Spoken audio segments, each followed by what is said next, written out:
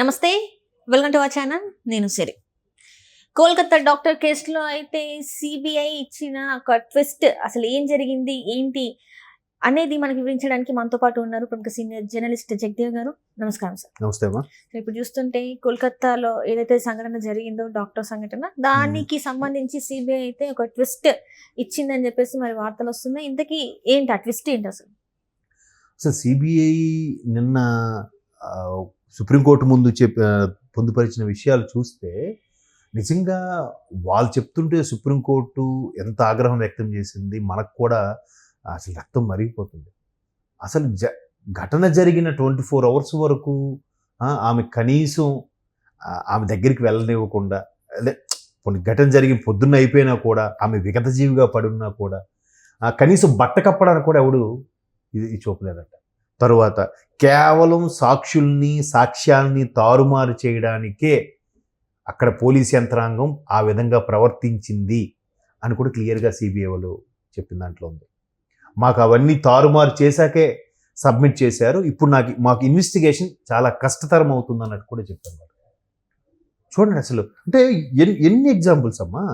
ఒకటి, ఆమె అలా జరిగిన తర్వాత ఆ రెస్ట్ రూమ్లో ఆమెను పడుకొని ఉంటే ఒక్కడే మీరు అన్నట్టు ఆ సంజయ్ అన్నోడు ఎవడైతే ఉన్నాడో వాడి గురించి ఎంక్వైరీ చేస్తున్నారు. వాడు ఏవో వీడియోస్ ఎక్కువ చూస్తాడు, ఎప్పుడు అదే తలంపులో ఉంటాడు, మిగతా కొలీగ్స్తో కలిసి ప్రాస్టిట్యూషన్ దగ్గరికి వెళ్ళి వస్తుంటాడు, వింత పోకట్లతో వింత కొన్ని చూసారా, రకరకాల సెక్స్లు చేసేటప్పుడు జంతువులతో చేసేలాగా ప్రవర్తించడం, అవి చూసి అక్కడికి వెళ్ళి వాళ్ళతో అలా బిహేవ్ చేయాలనుకోవడం, అలా చేస్తాడు. అవన్నీ కూడా ఈ మీద రుద్దాలనుకొని ఈమెను అలా చేశాడా, లేదంటే ఎంత నిద్రలో ఉండి ఎంత ఇది ఉన్నా కూడా ఆమె ఒక్కడైతే ఖచ్చితంగా ఒక్కడైతే ఎదిరించేదేమో, బట్ ఇంకా మిగతా ఎంతమంది ఉన్నారు తెలియదు.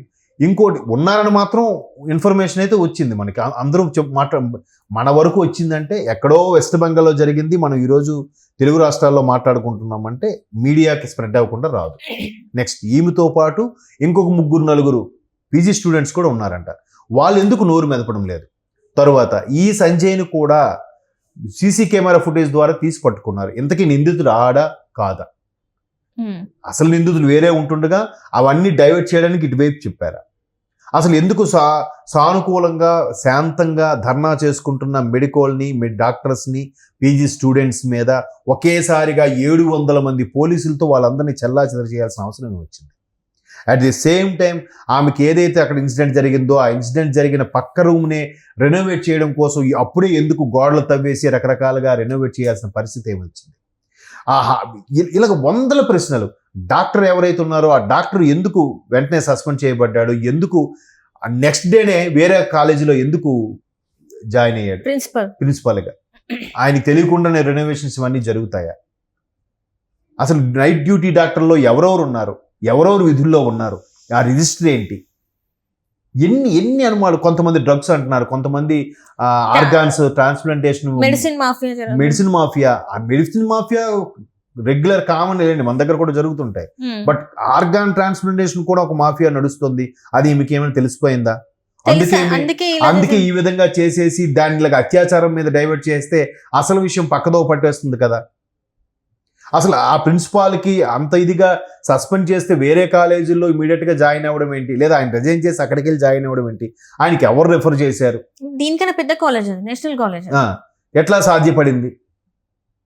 తరువాత ఎంత జరుగుతున్నా వాళ్ళతో పాటు నిరసనకి అక్కడ ముఖ్యమంత్రి వచ్చి నిరసన తెలియజేయడం ఏంటి? ఇదైతే అందరికి ఒక ఫన్నీ అనిపిస్తుంది. అంటే ఒక ఇన్సిడెంట్ జరిగినప్పుడు ఆమె రోడ్ ఎక్కారంటే హెల్త్ మినిస్టర్ తానే, హోమ్ మినిస్టర్ తానే, మరి ఆమె ఎవరి మీద దిగింది అంటే తనకు తానే ఏదో ఓట్ల కోసం, అయ్యో సానుభూతి చూపిస్తుంది కదా అని చెప్పి దీనికోసం. దేని మీద అంత తెలివి తక్కువ ఉన్నారు ప్రజలు. మరి మొన్న ఆంధ్రప్రదేశ్లో ఏమనుకున్నారు, నెక్స్ట్ మేమే ఉంటాం జగన్మోహన్ రెడ్డి గారు అనుకోలే, మాదే ఉంటుంది అనుకోలే. ఓటు వచ్చిన తర్వాత కూడా తెలుస్తుంది. ఇప్పుడు కూడా ఎవరెవరు ఓటు హక్కు వినియోగించుకుంటారో అప్పుడు తెలుస్తుంది, అప్పుడు అర్థమవుతుంది. అంతవరకు అర్థం కాదు. ఇట్లా చాలా సిబిఐ అయితే చెప్తే అరే పోలీస్ ఇప్పుడు తీరా పోస్ట్ మార్టం జరిగిన తర్వాత ఇమీడియట్గా డెడ్ బాడీని కాల్చాల్సిన అవసరం వచ్చింది. సిబిఐకి ఎందుకు ఇచ్చారు? తండ్రి ఆమె తాలూకా తండ్రి పట్టుబడి గగ్గోలు పెట్టి గోల చేస్తే అప్పుడు సిబిఐకి అప్పగించారు, లేకపోతే అప్పగించరు. అండ్ ఇంకొకటి ఏంటంటే సార్, ఇక్కడ అందరికి డౌట్ ఏంటంటే నలుగురు చేసిన వ్యక్తులు ఎందుకు బయటకు తీసుకురాలి? ఇప్పుడు ఈ సంజయ్ రాయ్ని ఎందుకు, ఇంకా కొంతమంది అంటే ఒక్కడు చేశారంటే ఒక్కడు చేస్తే ఎందుకు అలా ఉంటుంది? అది ఒక్కడైతే మనిషిని అంత రాక్షసంగా చంపలేరు కదా, చేయలేరు. అది ఎందుకు మరి తీసుకొస్తున్నారు? మీరు అన్నట్టు గుడ్ క్వశ్చనే. ఒక్కడైతే చేయొచ్చేమో, ఒకసారి బలంగా మోదీసి కొంతమంది పైశాచికానంతో రకరకాలుగా చేస్తుంటారు, పూర్తిగా కట్టేసి చేయడం ఏది చేయొచ్చు. కానీ ఆమెకి శరీరం మీద కూడా రకరకాల ప్లేసుల్లో ప్రైవేట్ పార్ట్లో కూడా గాయాలు అయి ఉన్నాయి, ఆవిడకి గీరుకొని ఉన్నాయి, కళ్ళ నుంచి ముక్కులో నుంచి ప్రైవేట్ పార్ట్ నుంచి రక్తం కారడము, ఎక్కడికక్కడ శరీరం బాగా నజ్జు అయిపోయినట్టుగా ఉండడము, థైరాయిడ్ ఇది కూడా విరిగిపోయి, షోల్డర్ బోన్ విరిగిపోయి అన్ని ఎట్లా అంత పాపం ఎంత విలవిల్లాడిందో ఒక్కసారి ఊహించుకుంటేనే చాలా బాధ అనిపిస్తుంటది. అంటే ఒక్కడే చేశాడా, ఇంకెవరు ఉన్నారా? పోనీ ఆ సీసీ ఫుటేజ్ కూడా వీడు ఒక్కడే దొరికాడా? అటుగా వెళ్ళిన వారు ఎవరు దొరకలేదా? ఆవిడ అంత గాము చేసినప్పుడు ఆవిడ గావు కేకలు పెట్టలేదా? ఒక్కరితో సాధ్యమైద్దా? అరుస్తుంటే అంటే నోరు మూసి, ఒక్కరైతే నోరు మూయలేరు కదా. ఇవన్నీ కాదమ్మా, నేను అనుకోవడం అదేదో సినిమాలో చూపించినట్టుగా ఈ సంజయ్ అనేవాడిని బలి పశువు చేశారు. అసలు విషయం ఇంకేదో ఉంది, దాన్ని పక్కదో పట్టించడానికే ఇవన్నీ జరుగుతున్నాయి. ఇది ఆఖరికి సిబిఐ వాళ్ళు కూడా తలపట్టుకునే పరిస్థితికి వచ్చిందంటే ఇంకా ఆల్మోస్ట్ ఆల్ ఎంత అనాలిసిస్ చేసినా డీప్ గా చేయలేరు. అంటే ఇక్కడ దీని వెనకాల కూడా తృణమూల్ కాంగ్రెస్ ఏదైతే ఇప్పుడు ఉందో అక్కడ వాళ్ళు ఉన్నారు కాబట్టి ఇలా జరుగుతుంది. గతంలో కూడా అనేక సార్లు ఏఎస్పీ మెయిన్ అంట, ఎవరైతే ఇన్వెస్టిగేషన్ జరిగినప్పుడు ఉన్నాడో ఏఎస్పీ, అడిషనల్ ఎస్పీ ఎవడైతే ఉన్నాడో ఆయన మీద రకరకాల అనుమానాలు వ్యక్తమవుతున్నాయి. ఎందుకు 24 hours వరకు ఎఫ్ఐఆర్ బుక్ చేయలేదు? అదే దహనం అయిపోయిన తర్వాత బుక్ చేయడం అనేది నేను ఫస్ట్ టైం వింటున్నాను సార్. చాలా ఆశ్చర్యకరం కదమ్మా. దహనం అయిపోయినాక ఇన్సిడెంట్ జరిగిన తర్వాత ఏమైందని తన వాళ్ళని పంపిస్తారు కదా, వాళ్ళని 3 hours బయట ఎందుకు కూర్చోబెట్టారు? అంటే ఎక్కడికక్కడ సర్దుబాటు చేసేసారా? ఎక్కడికక్కడ సాక్ష్యాలను తారుమారు చేసేసారా? పోదమ్మా, పాపం ఊరికే పోదు. ఇప్పుడైతే అవన్నీ భయపడట్లేదేమో కానీ వాళ్ళకి ఇంకో రకంగా వేరే విధంగా అది కట్టి కుడిపేస్తుంది, ఇంపాక్ట్ చూపిస్తుంది. పని వాళ్ళు దాని వల్ల అనుకోరు, ఇంకేదో ఏమో సార్. ఎందుకంటే ఇది ఇప్పుడు మనం ఓన్లీ కోల్కతా ఇన్సిడెంట్ మాట్లాడుకుంటున్నాం. మనం చూస్తుంటే మహారాష్ట్రలో బద్లాపూర్ అని చెప్పేసి ఒక విలేజ్, అక్కడ ఒక ఊర్లో స్కూల్లో సెక్యూరిటీగా పనిచేసే అతను ఒక 4 years పాపని, 6 years ఆ పాపని కూడా రేప్ చేశాడు. అసలు ఇది జరిగింది ఎప్పుడంటే కోల్కతా ఇన్సిడెంట్ జరిగిన తర్వాత. నేను చెప్పేది మీరు అక్కడ వరకు వెళ్తున్నారు. 1 year బ్యాక్ 2 years బ్యాక్ మనకి జూబ్లీ హిల్స్ లో కూడా ఒక డ్రైవర్ చేశాడు కదా. ఆ పాప వచ్చిరాని మాటలతో అక్కడ ఆడితో వెళ్ళడానికి భయపడుతూ, ఎందుకు భయపడుతుందంటే అప్పుడు ఆ తల్లి ధైర్యంగా ముందుకొచ్చి ఎట్లా చేస్తుందంటే ప్రిన్సిపాల్ ఆడికి సపోర్ట్ ఉందంట ఆ దరిద్రుడికి. అండ్ ఇంకా చిన్న పదం ఏమో దరిద్రుడు అనే పదం. ఏమన్నా అటువంటి వాళ్ళని ఏం చేయాలి అసలు? ఇప్పుడైతే కొత్త చట్టాలు వచ్చాయి, చిన్నపిల్లల మీద ఇలా చేస్తే వాళ్ళకి ఉరిశిక్ష కాదమ్మా. ఎన్ని చట్టాలు వచ్చినా, ఎన్ని ఇది వచ్చినా వాళ్ళు కూడా ఉండరు కదా.